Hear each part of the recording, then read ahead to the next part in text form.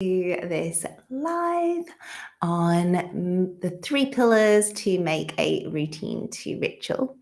So thank you for joining me. Please feel free to pop in the chat your name, where you are. If you'd like to, just let me know anything that you are working towards, maybe as to why this live is of interest to you. And as you do that, I am going to begin to settle us in to our session today together. So I always begin my online lives by taking a moment to acknowledge the traditional land that I am based on. And here in Australia, that is the Gadigal country, the traditional owners of this land. And they have had custodians of millennia who have cared for the earth, the sky, and the waters, of which benefit my life and enable me to be able to deliver this to you. And so as I give thanks to those people who have made it possible to be here and to be present with you, I also, hey, nice to see you from Switzerland, Natalie. Lovely to have you join. As you may wish to acknowledge the people who have come before you on the land that you're on. So those custodians who have cared for you from the lands on which you sit, lie, or stand at this time, and how they have ensured that the land, the earth and the sky is still here for you to benefit from. That gives you this breath of life, this wonderful nourishment of food, and the water which replenishes and cleanses you. And I'd also like to invite you to also acknowledge the ancestors and the lineage that your body comes from, and what it is that it has taken for that lineage to have brought you here. For without those who have survived through those different generations, your genes would not be passed through and you would not be here to share your wonderful gifts and self with all of us in this world. So grateful to your ancestors. And whether you knew them or not, regardless of how much you even know them, they have provided great strength to carry that lineage through to your present day moment. And I love to start these lives by acknowledging both the custodians of the land that we're on, because it's very grounding for us to know where we are and to acknowledge our physical location, so that when we go out into doing any kind of ritualistic work or spiritual work, we know where to come back to. We know where we have rooted ourselves in at the beginning of our session, and we can use this as an anchoring to bring us back. It's also a way of us coming together, and especially online, grounding ourselves a little bit more into the web in which we are creating and connecting with one another. So this virtual but also conscious web in which we're connecting to one another through. And these are really important parts of how we build and create a ritual to make sure that we are grounded and rooted in the space that we are in, that we are going to know where we are bringing things back to, and that we're safe. And the acknowledgement of our ancestors is also to acknowledge the physical body which you are in, so that you can know, hello from Italy as well, lovely to have you, so that you can know where you are physically located, right? And to feel a sense as best you can of safety in your own body. So again, once we've done whatever work it is that we may be doing in our ritual, you're going to fully come back and bring all of that spiritual gift wisdom from your ritual into your daily life. So it helps us to be really practical in embodying and grounding our spirituality into our daily life. And there's also the final part, which is that it's really lovely when we're with other people to acknowledge the space that we are holding, making a container of that space, and who is going to be present and energetically connected at this time.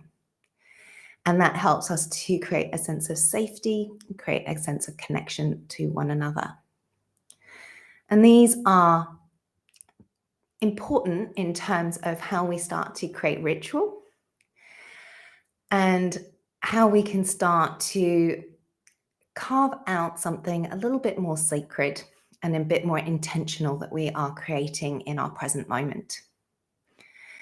So in this live today, we are covering off the 3 pillars of making a routine to ritual. If you follow me on Insight Timer, you may have heard this back in May. And you are welcome to access a recording of it at the Embody Life Sanctuary area, which is where I tend to store the recordings of my lives. So you can always go and listen to them again over there. But in today's talk, we're looking at these 3 pillars, and these really are to help you with transforming anything, any moment into a more of a ritual. So we are looking at what goes behind a ritual from an energetic perspective, an intentionality perspective, and an attitude perspective. And I wanted to just begin with a very simple aspect, which is I'm very clearly English, if you can identify the English accent. And in that English accent is a lover of tea.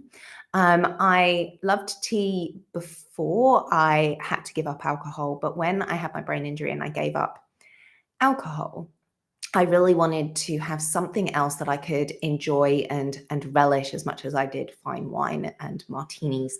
And I found that tea gave me a really beautiful avenue, because the traditions of tea and the ritual that go around tea in cultures like England and Japan is incredibly conscious around the temperature of the water, the timing at which we place the tea bag, and maybe we put milk or other things in, the way we want to hold a cup, the kind of cup that we want to put it in.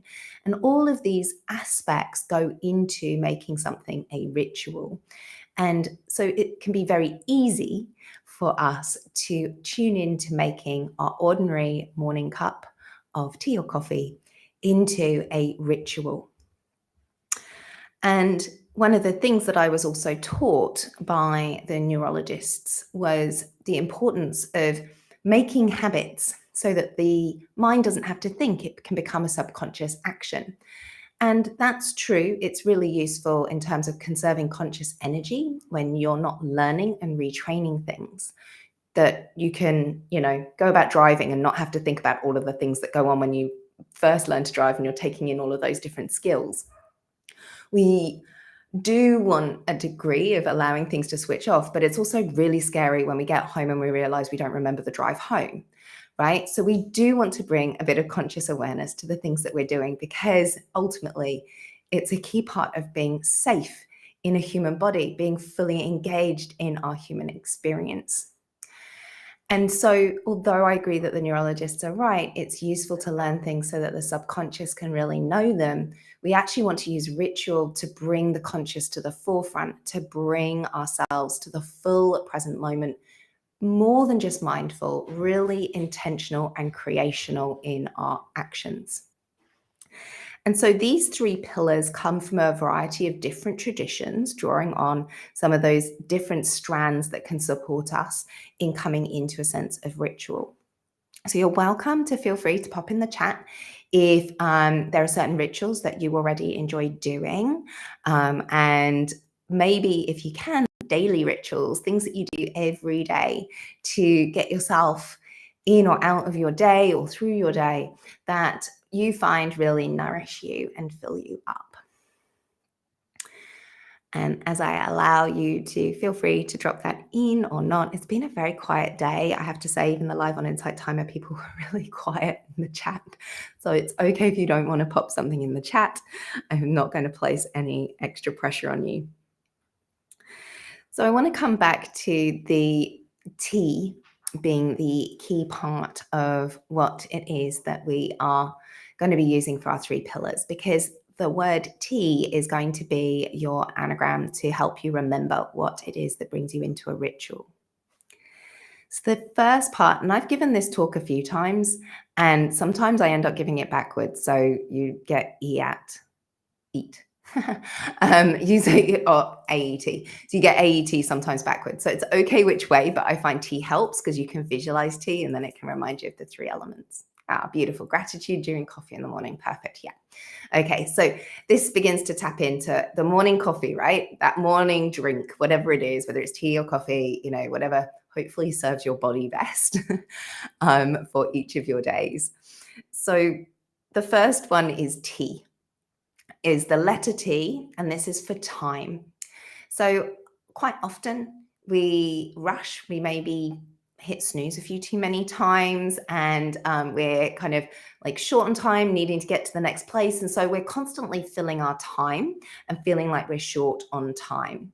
And so the first part of a ritual is that we make time for it. We slow ourselves down and we look at the pace at which we are doing something.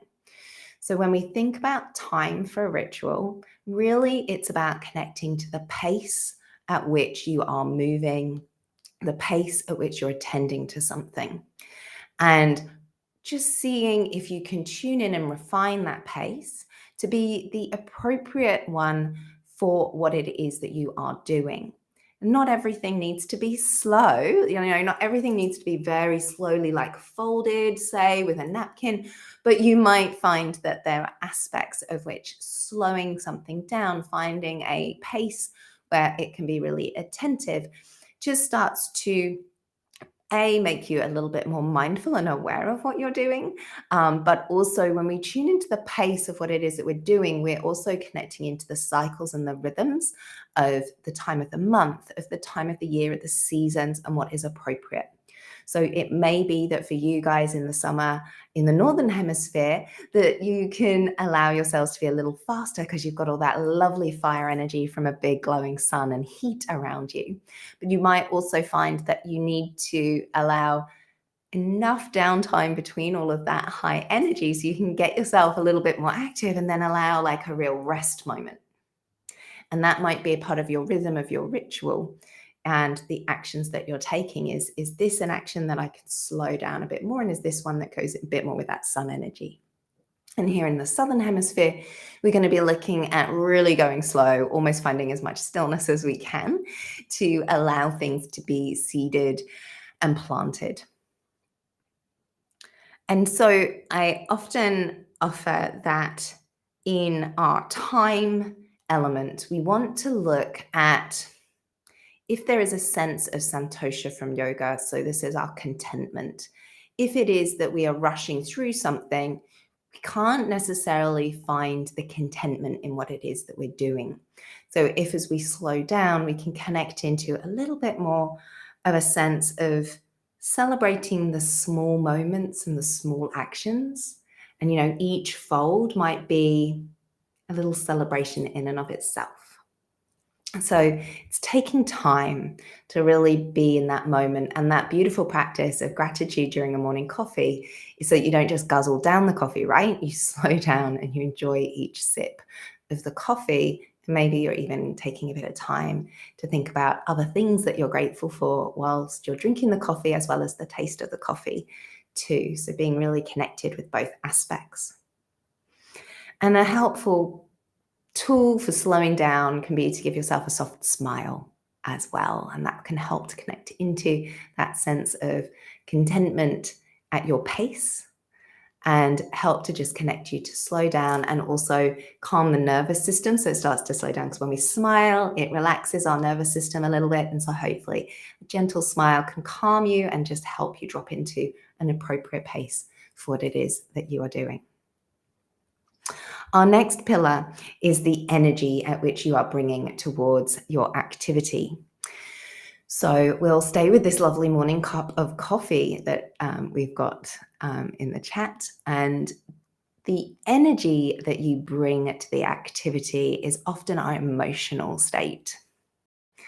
So whether or not we're bringing all of our energetic awareness into what it is that we are doing, or whether our energy is split into a different state, perhaps the energy that you are working with is one where it feels grumpy about what it is that you're doing, one that is, anxious about the day that's coming.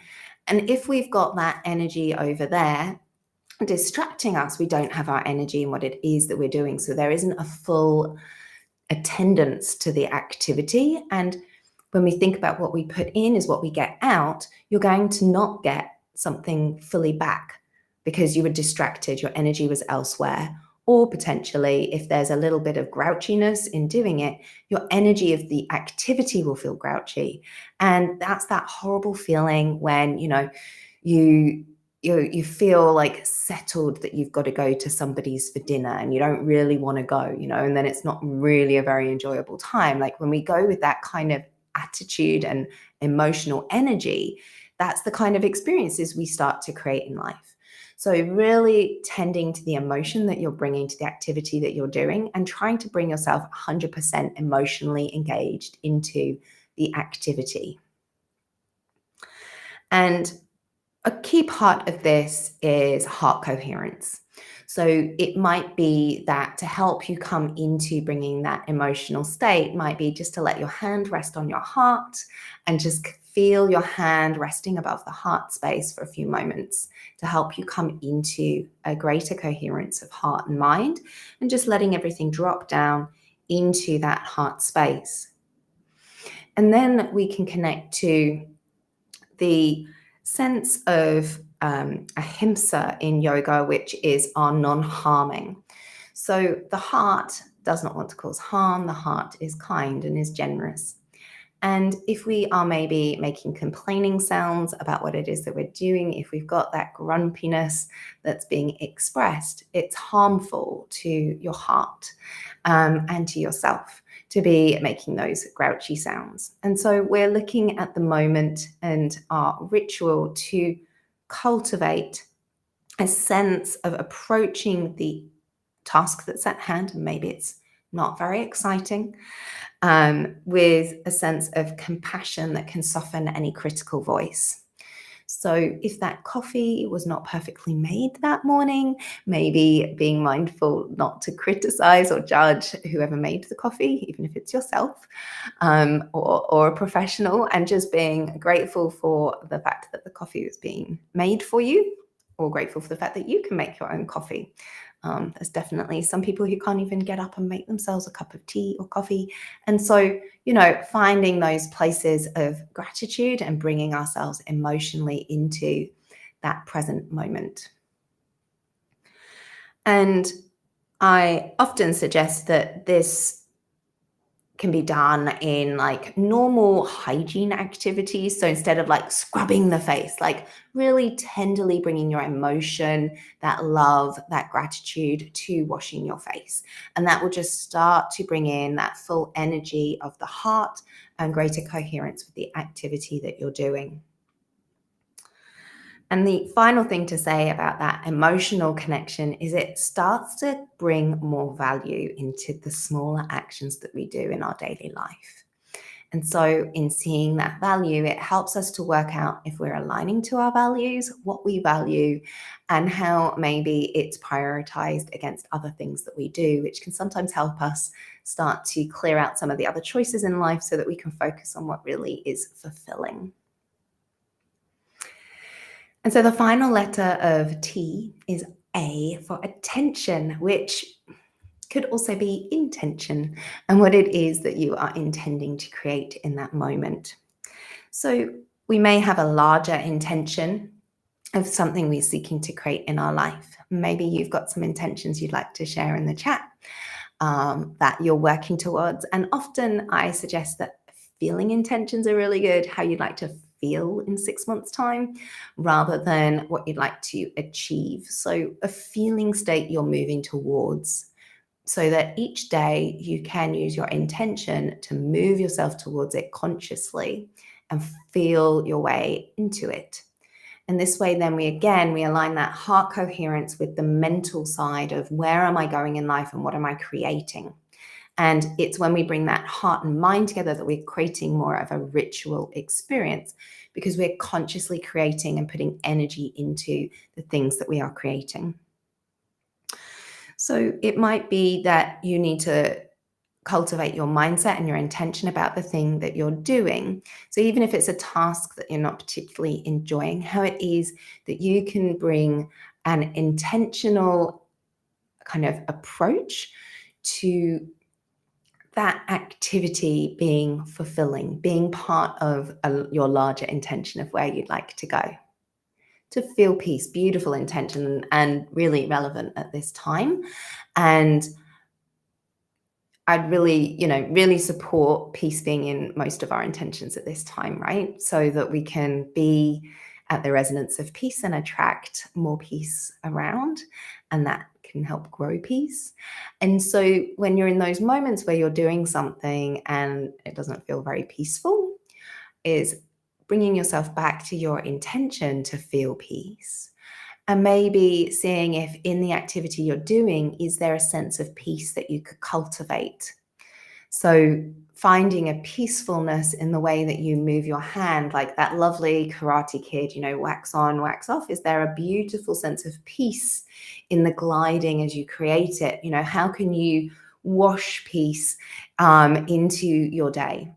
And so really using this sense of intention in your actions just starts to, again, bring more of that feeling of peace into more regular things that you're doing.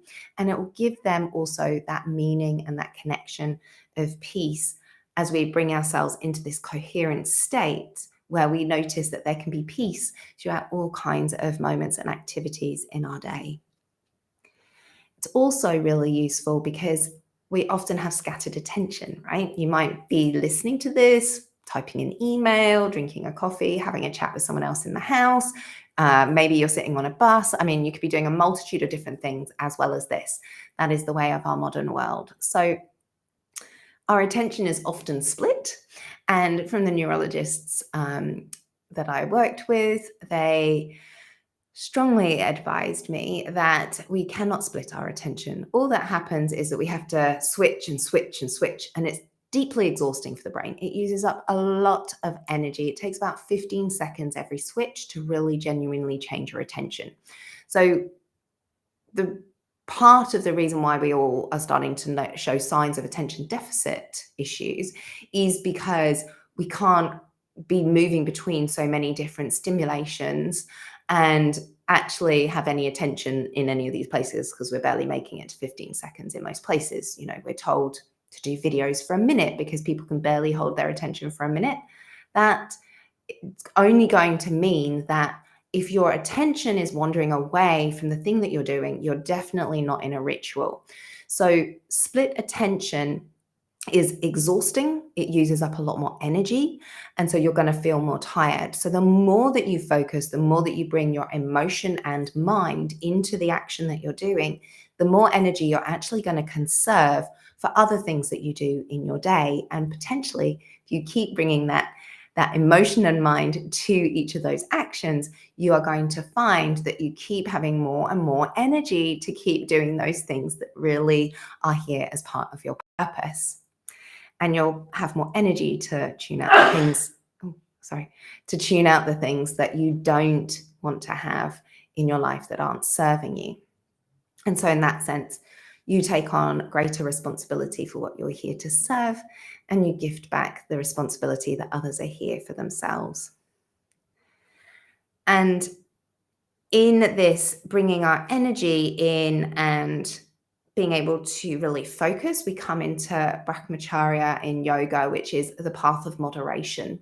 And by keeping this sense of focus, by knowing where we place our attention, we stay on our own track, and we tend to be a bit less greedy, and we tend to be able to let go of things more easily, to be able to release and really hold true what that is for just our path, right? We don't take on too much responsibility. We don't try to control things, and we also don't not want to take on things that we should do.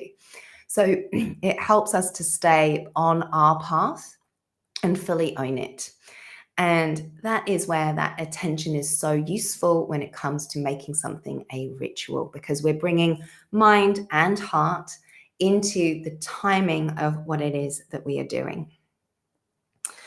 So In these talks, in these lives, I offer up that you can go away and be as creative as you want with the things that you already do in your day and explore and play with how it is that you might find supports you with your intention, with your energy, and with your timing in existing routines that you already have that maybe you want to slightly shift and make a little bit more ritualistic by bringing these three aspects, these three pillars of routine, of ritual into your routine. So you don't even necessarily have to go away from this live and think, I need to create a whole new morning routine. You could take what you've got already and explore having it as a different experience. But of course, often we are looking to make other kinds of shifts. And in that situation, we can sometimes want a little bit more guidance about specific things that we might want to put into the beginning, the end, and then maybe sprinkled with fairy dust throughout the day. And so in that case, you may want to come to the masterclass that I'm holding on Sunday, where we will go into specifics of elements that you're going to be including in your routines in your morning and evening and throughout the day, what kind of elements you might want to have around you in terms of creating yourself a sacred space, and how you might want to enter into and set up your time frame around making rituals that incorporate part of your normal routine as well. So it's both. We're using our normal routine as well as some specific practices that will support you towards your intention. And in this way, you go away with a little map and how you're going to progress it and move it forwards with your own creativity and the tools that you no doubt are learning and deploy in other scenarios in your life. So if you want to join, you're welcome to join me on Sunday for that masterclass where you'll get a worksheet so you can map out yours, and we'll do some hot spotting so that you guys can really get the benefit of something tailored to you to go home with and enjoy doing by your own lovely timeframes. Or you're welcome, obviously, at the end of today to enjoy moving through your own explorations of your own tools that you already have and how you can make them a little bit more of a ritual, just using those three pillars throughout your morning, your evening, and in the middle of the day as you wish to check in. I'm open to any questions that you might have around what's been shared and around how you may have some questions or ideas for yourself. We have a little bit of time here. If you do have those questions, feel free to pop them into the chat. And you're also welcome to save it and join on Sunday for the live masterclass if you prefer to do that. The link is at my bio, but I'll also pop it into the chat for you guys now in case you want to go and join it over there from here. And I would encourage you to be creative and playful with it as much as you like. So the live on Sunday is the masterclass. So in the masterclass, it will be a 90-minute. I'm hoping that just went through. It looks like it may not have gone through on.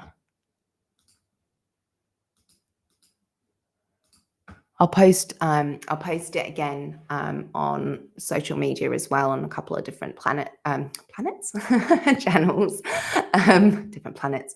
If you want to come on Sunday, it's a 90-minute masterclass. You get a worksheet, and we are going to go deeper into exactly what kind of components you want to have in the morning and in the evening, because they are slightly different. So what we want to do in the morning is welcome our day. It's about how we're creating and cultivating and setting forth the day.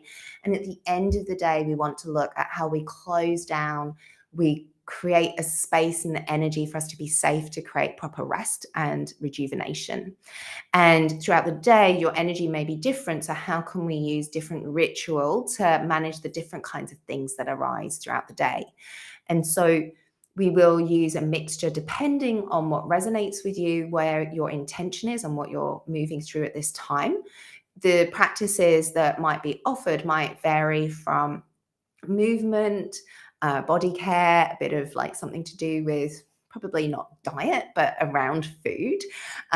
You might have something that's around music or listening tools that you might enjoy, and mantra or affirmation. So there's lots of different, we might do energetic movement practices rather than like a physical practice, in order to cultivate the energy that you're moving towards. So with that peaceful intention, we might look at what are the things that you could do in the morning to set you up to really connect to peace before you get into your day. And then how at the end of the day, can you forgive, let go, and find acceptance of anything that's happened in the day, so that then you can feel and be at peace as you come into your sleep at night. So that would be the ways in which we might use your larger intention to work into the daily intentions and rituals that you would have. And I normally offer up a couple of different options, so that different days, different amount of time that you've got, and the different nervous system states you're in, you've got a couple of different choices, so that not every day is the same, and we need to respect and reflect that. So that's what's going to be a little bit more of a dive on Sunday. It's going to be a lovely group so far from those who are starting to gather.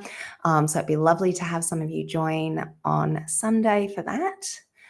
And I'm hoping that you're all very quiet, but it seems that Thursday is a quiet day, is one thing I'm learning from doing lives on a Thursday.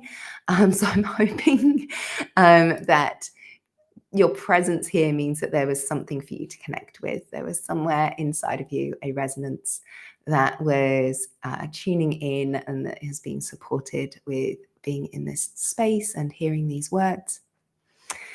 I'm very grateful for your attention, your engagement, and your enthusiasm to create greater ritual and purpose in your life.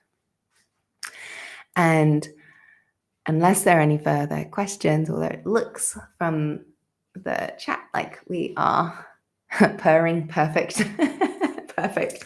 We are purring. So if we are purring, then it is definitely time for me to acknowledge the light in you and the beautiful souls and beings that you are, and what you have brought to us all at this time. Continue to be the masters of your life and sharing the wonderful gifts that you do. I'm so honored and grateful for your presence. And I would love to see you on Sunday, so that we can bring more ritual into your life with actual specific actions that might really support you guys to go that bit deeper.